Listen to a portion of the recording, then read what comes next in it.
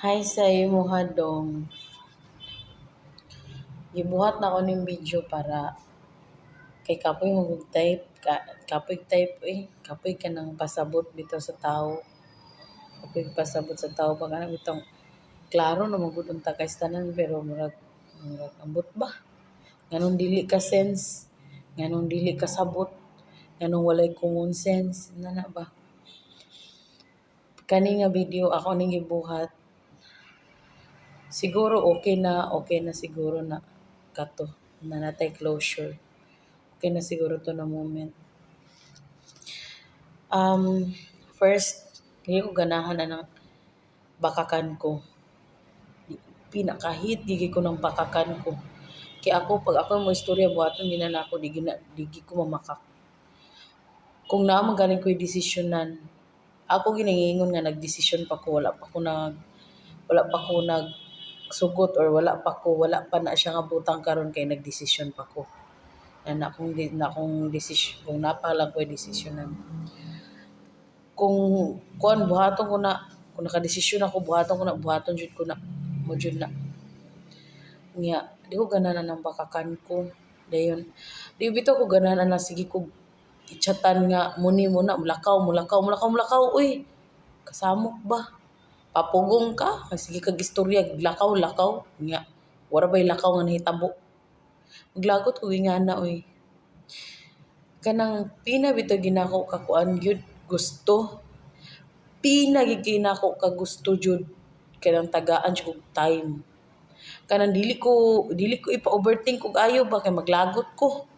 Masyado pag mo istorya na lang kas tinuod kaysa sa imo pa ko ipa-overthink kay mapatay kita ka.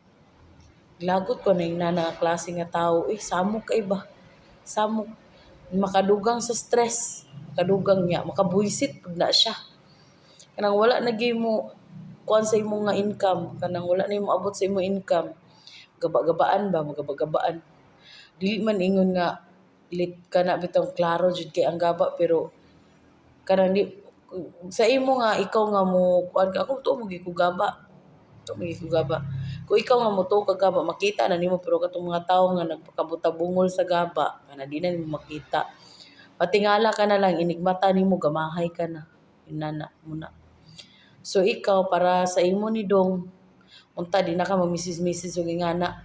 Dapat kung message ka like mulakaw ka, ingnon nimo mulakaw ka, nana ka diha, di kay kuan or mo istorya ka nga nagdesisyon mo magkuan ko ba magdesisyon pa ko kung unsa ba mo lakaw ba ko ani nana di kay mo PM ka kay gisamukan ako nimo.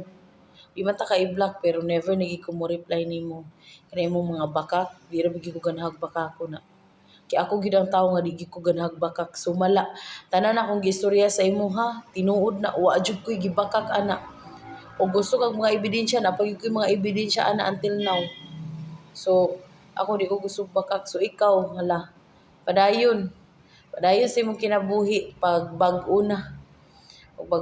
O siguro makakita pag babae nga ikaduha sa imong asawa unta di nimo parihaon sa kuha parihaon. Abalo mo ko kung unsa ka kanang ambot basta di ko kasabot sa imo pero despite sa imong pagkaikaw naghope pagyapon ko nga mausab unta ka pero murag wala man. Murag way kausaban oy. Dili makaingon nga dautan, dili pud kaingon nga buotan. Ana ba?